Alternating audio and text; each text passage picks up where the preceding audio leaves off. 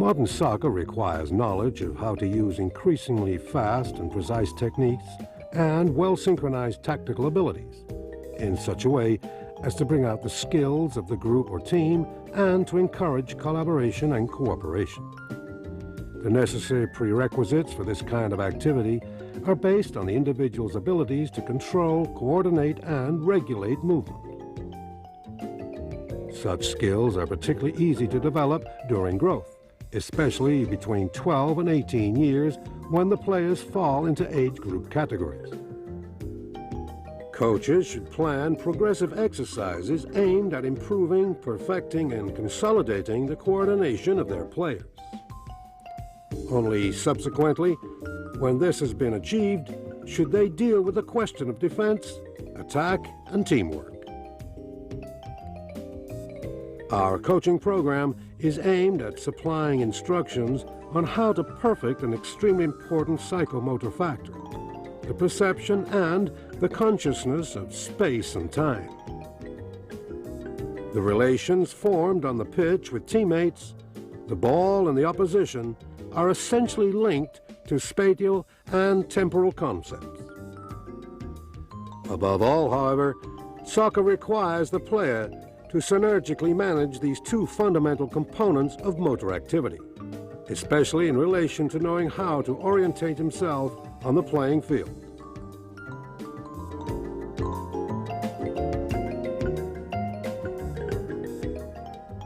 In this exercise, a circuit with small obstacles is used. Each player should go around at his own speed, walking or running. Each player takes note of his surroundings and the obstacles, and becomes aware of the space his body takes up, his height, the different sizes of the parts of his body. Basically, he acquires the concept of personal space and space of action. Through the way in which the player moves, deals with, jumps over, or avoids the obstacles, it is possible to understand his degree of body awareness.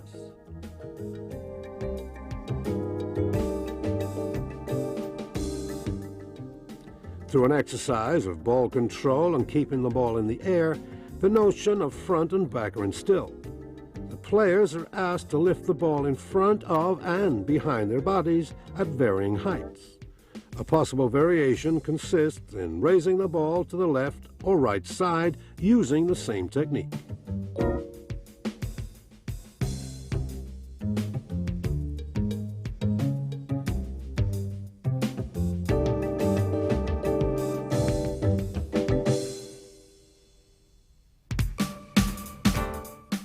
Following the teaching progression of exercises involving keeping the ball in the air, the players now use a circle as a point of reference. The players start by keeping the ball up inside the circle, then moving outside in front and retreating back inside. From inside, the players move out sideways to the left and the right. The players continue keeping the ball in the air, going around the circle in a clockwise and anti-clockwise direction.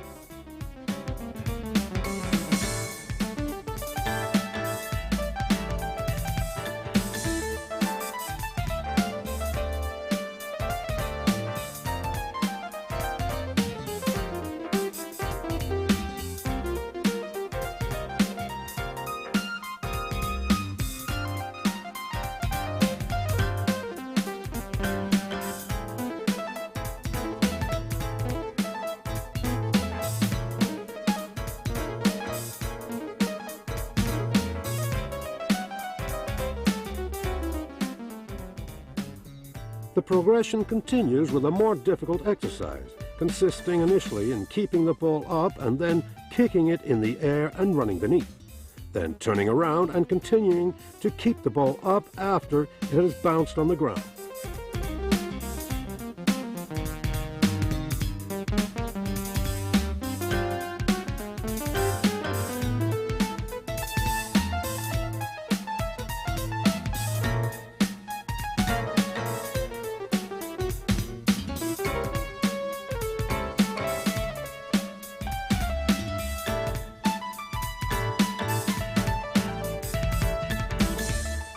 In contrast, here the player keeps the ball in the air close to the ground, lets it drop, steps over it, and then turns around to continue the exercise.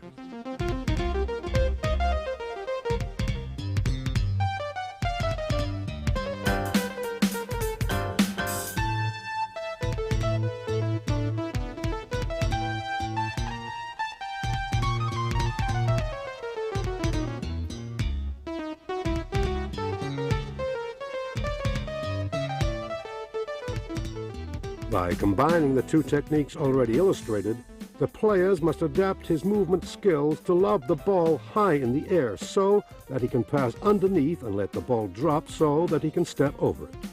This requires careful timing and control of movement.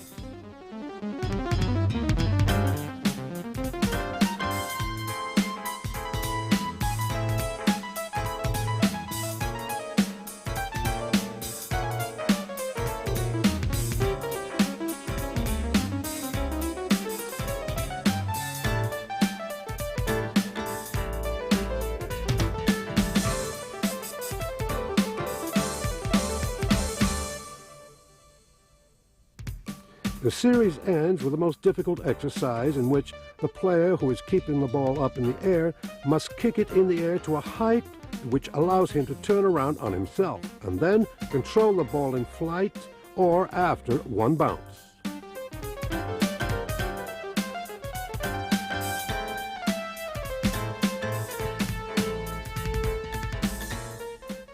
The aim of the following activity consists in moving inside a limited space at varying speeds and directions, occupying it in a uniform way, trying to avoid bumping into the other players, and respecting one's own space and that of the others. At the coach's signals, the players stop where they are, take note of their positions, and point to any free spaces they can see.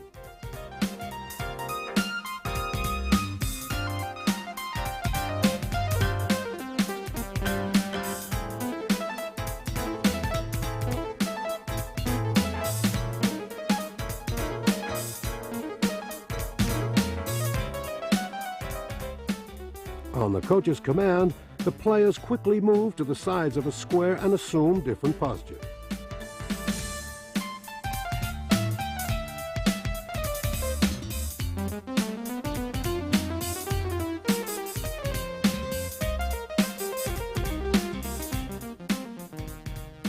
Subsequently, the players line up on the diagonal across the pitch, dividing into two equal parts.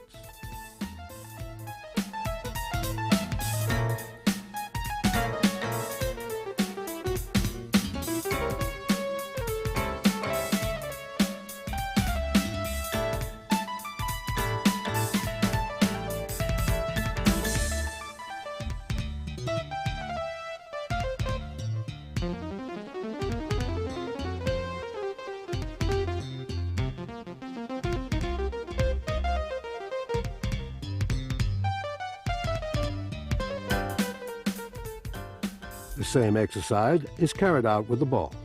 This exercise emphasizes the importance of using peripheral vision in alternately moving attention from the obstacle to the surroundings. This is necessary to acquire information about the movement of other players and free spaces. At the coach's signal, each player stops where he is, leaves the ball, and goes out of the playing area. This is both to verify his position and also to allow three teammates acting as observers to go into the playing area and place the balls in any empty spaces they find.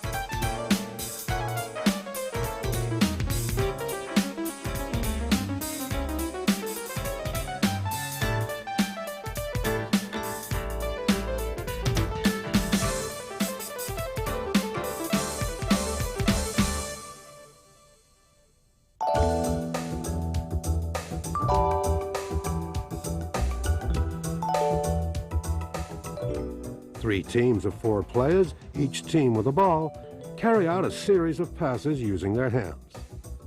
The ball must not touch the ground. Important visual contact is established between the person with the ball and the player receiving it. The use of 2 balls per team would further increase the difficulty of the exercise. The coach then orders the 3 teams to organize themselves in precise formations, in a row, in line, and in diagonal. He may also indicate the position of the ball, which may be situated in front of, behind, in the center of, or outside the formations. This emphasizes the skill of group cooperation and the importance of the player in possession, who has the job of organizing the group.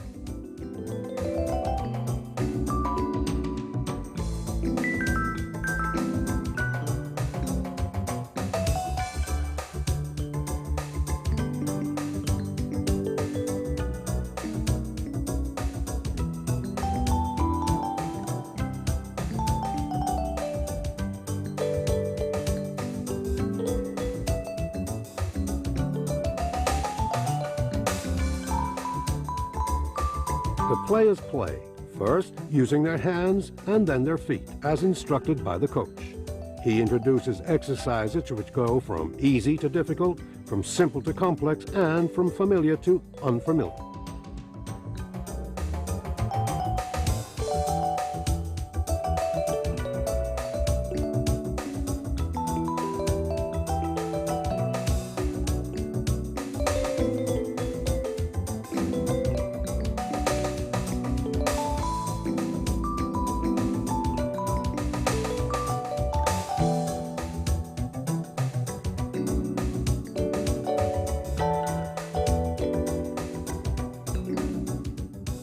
The coach's intervention is essential for pointing out any mistakes and quickly correcting them.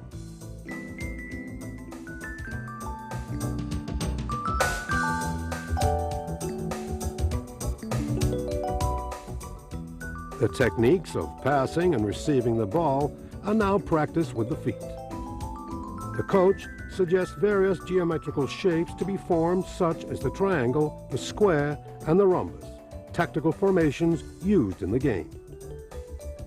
A variation could involve passes being made by the players of one team to the other, according to a prearranged sequence.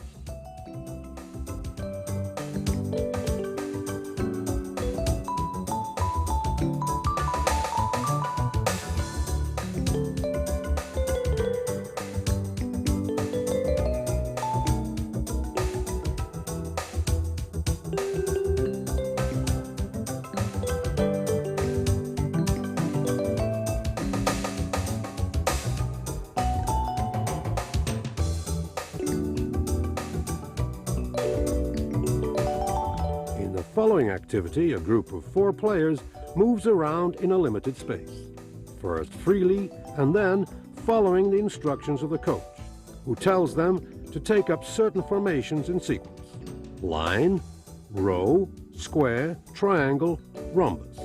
Above all, he tells them in which direction to move, saying that the aim of the exercise is to modify formations as situations change. The attitude of each player to cooperation and communication can be understood by noting whether he constantly observes the distance between the players. The coach may also vary the type of speed of movement used. He may introduce, in a subsequent phase, a ball for each player, both to make the exercise more difficult and also to help with perfecting a particular technique, such as dribbling.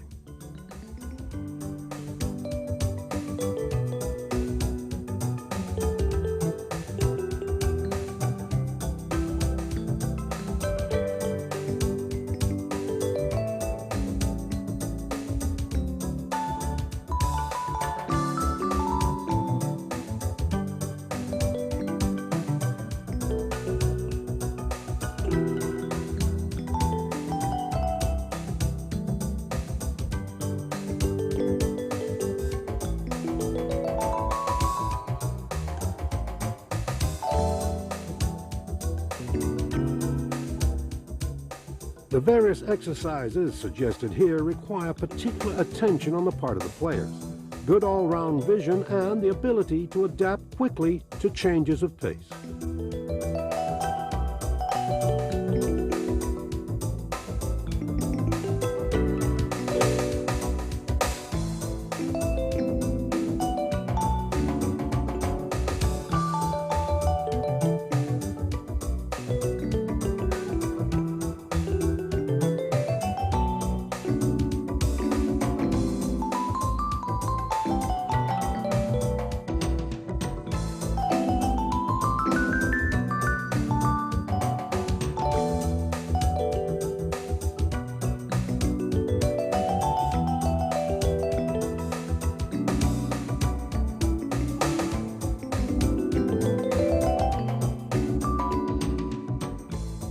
In this exercise, to be carried out in pairs with one player in front of another, the player in front controls the game.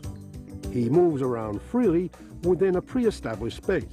His teammate must copy his movements both in terms of speed and direction.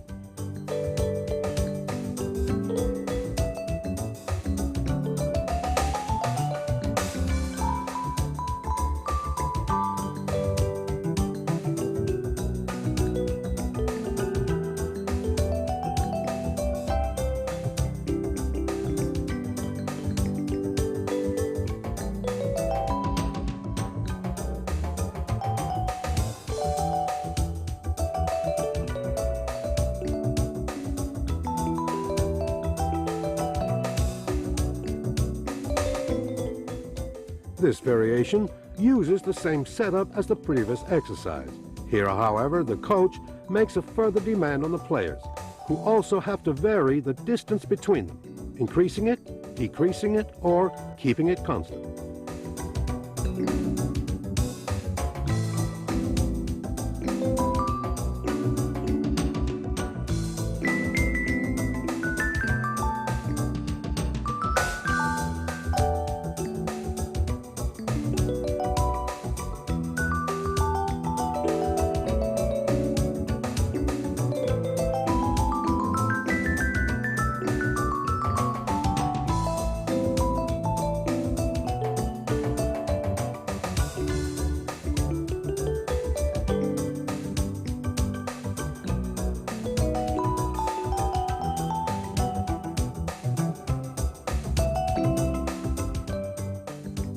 In a shadow game with 4 players, the shadow pair have to follow and imitate the pair controlling the game.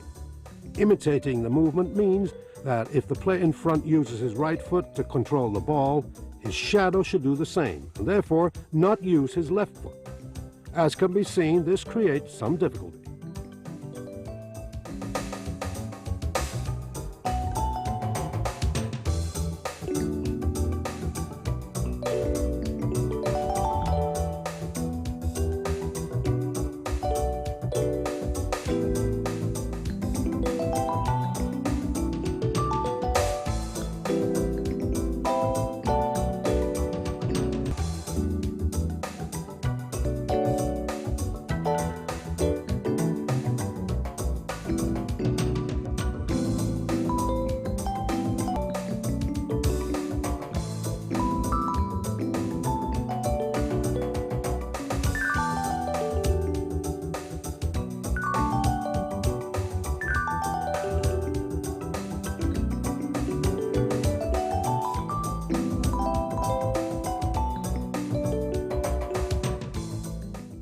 In this exercise, 2 pairs of players are facing each other and moving with the ball.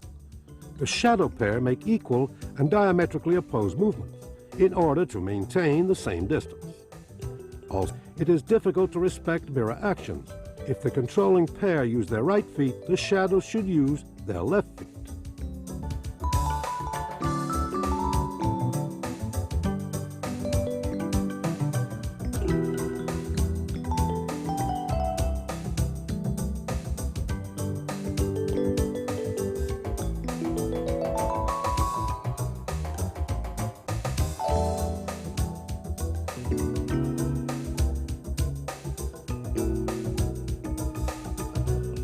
The mirror game with the ball illustrates the ideal line dividing the 2 pairs. This is to be considered as the mirror to refer to.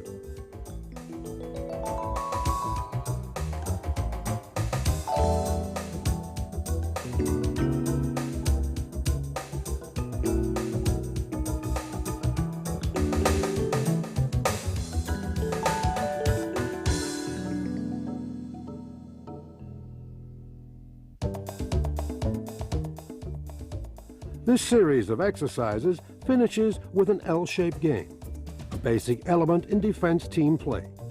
In this action, while two forwards pass the ball between them, a pair of defenders adapt their movements to the direction and speed of the ball. One defender moves forward to press, whilst the other moves back to cover his teammate.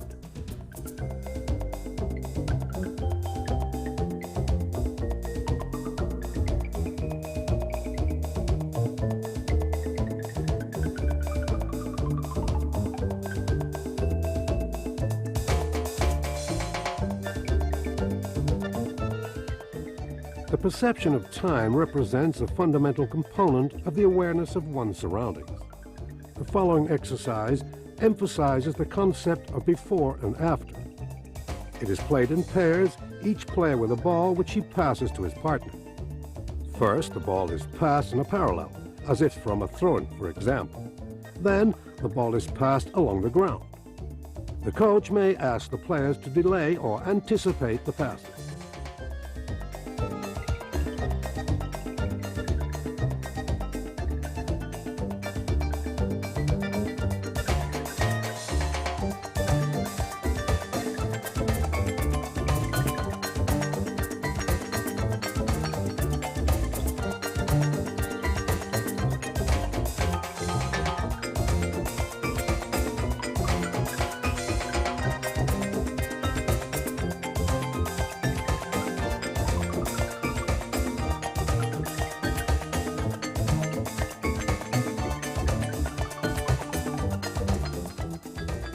This exercise is aimed at illustrating the simultaneous concept, as two events are carried out at the same moment. The pairs of players pass two balls between them, receiving with one foot and passing with the other, as if playing along two parallel tracks.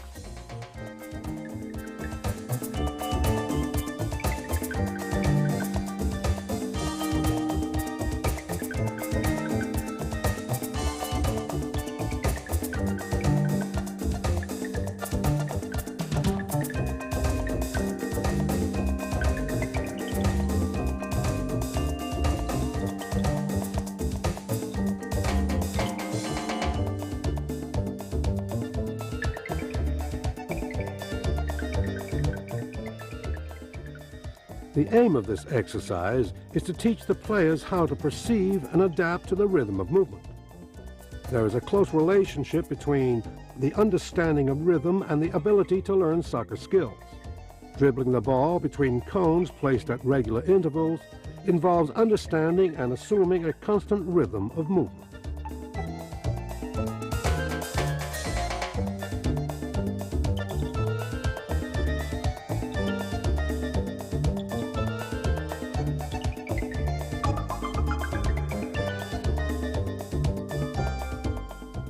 The same slalom carried out between cones placed at irregular intervals and positions leads the player to change the rhythm of his movements depending on the space available, accelerating where there is room and slowing down where there is little room for movement.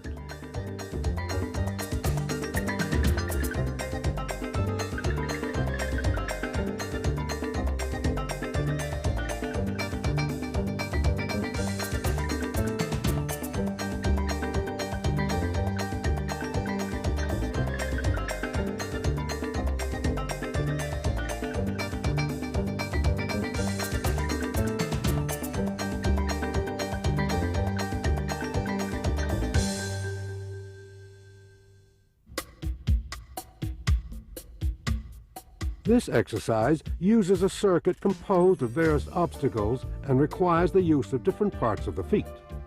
The boys are advised to use both their legs and arms to deal with the obstacles and thus be fully aware of the various difficulties they encounter.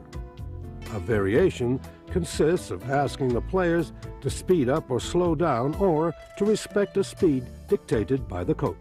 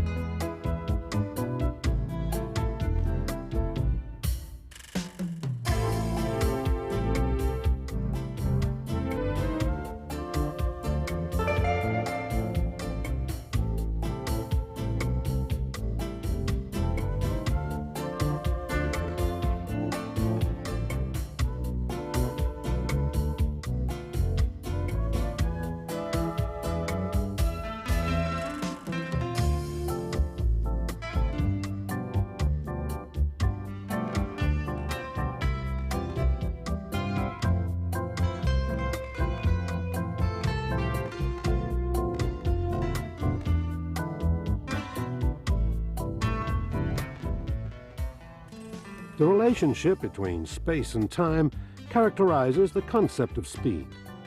Which is fastest?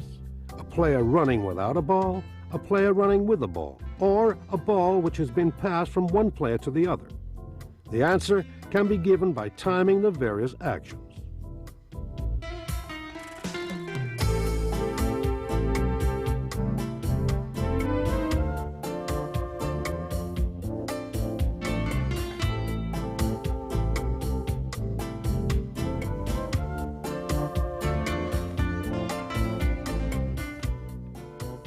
One way to find out the answer is to carry out the three actions simultaneously and see who or what arrives first at the finish line.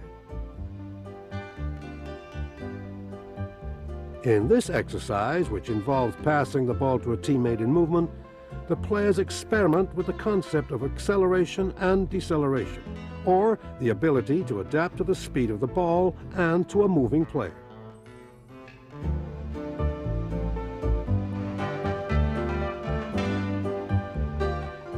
In this case, the players practice adapting their movements to the speed with which a rope passes under their feet during a jump.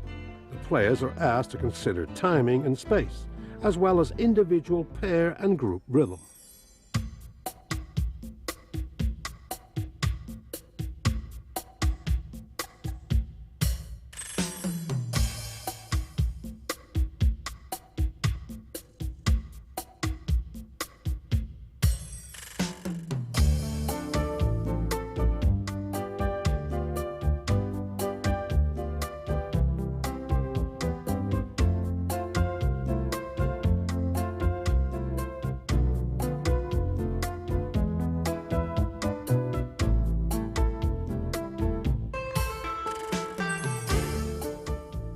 The same applies to passing over or under the rope with a ball.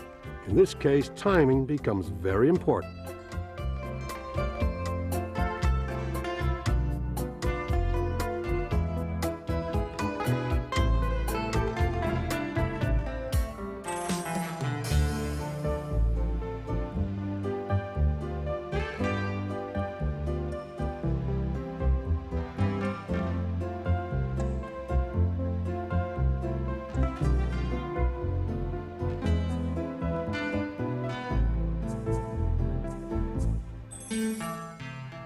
This exercise emphasizes the need to jump in time with the opening and closing of the legs of a player sat on the ground, thus establishing a constant rhythm.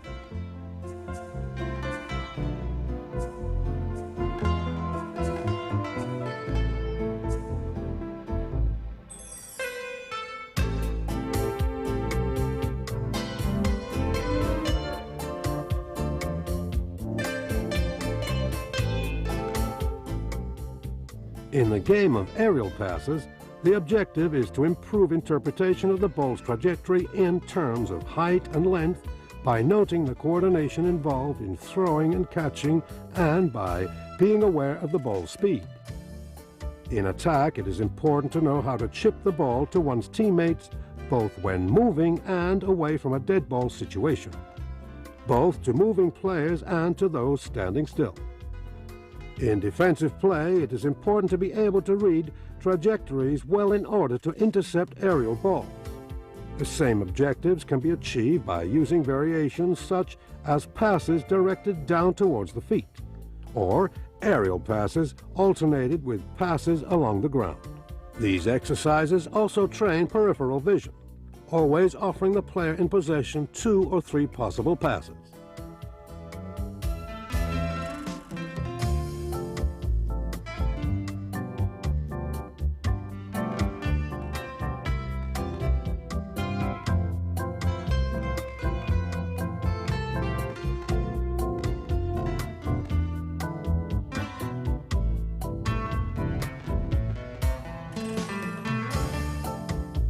It is advisable to introduce varied techniques into these exercises, such as receiving and controlling the ball.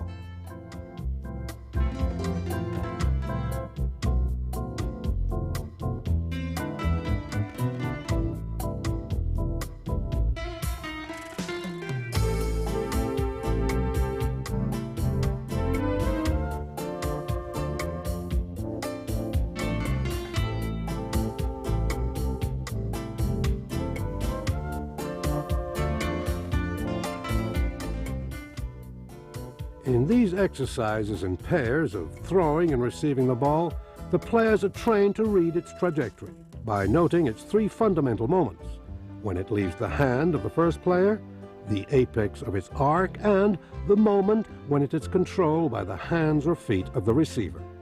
These three moments are marked by clapping hands or stamping feet.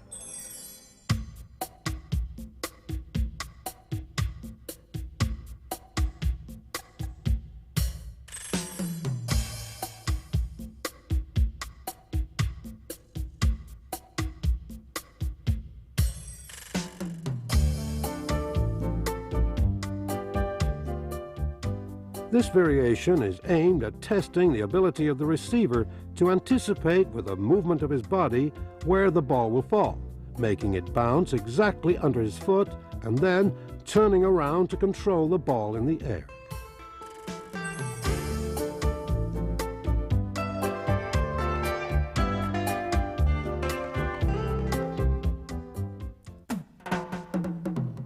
This series of exercises concludes with the game of player in the corner. The formation used reinforces the movement's relationship, collaboration, and group rhythm previously explained.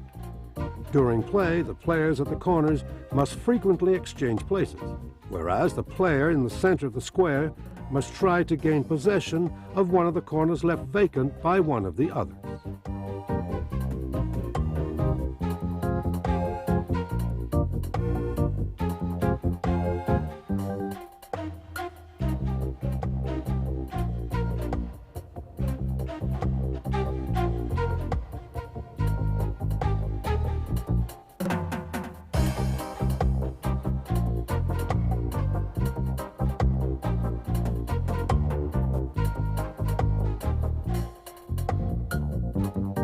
Note how the players have difficulty in deciding which is the best move to make to possess a corner.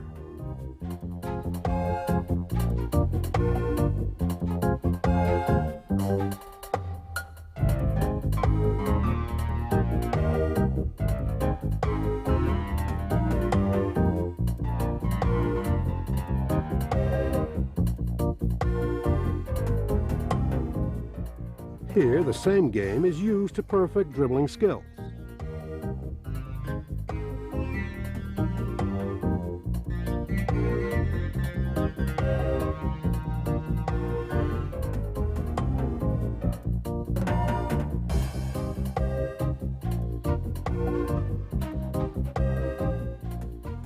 Before the final game of player in the corner with 10 players, the players mirror the movements of the coach in the 4 directions possible: forwards, back, left, right.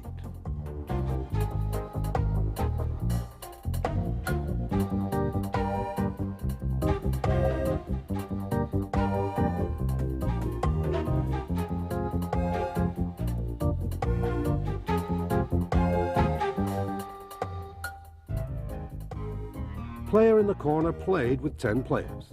As can be seen, it has become much more difficult to orientate oneself and take decisions. At the end of this first part, we would like to repeat that it is important to instill in the players the concepts of space, time, and orientation, which are the essentials of the team game.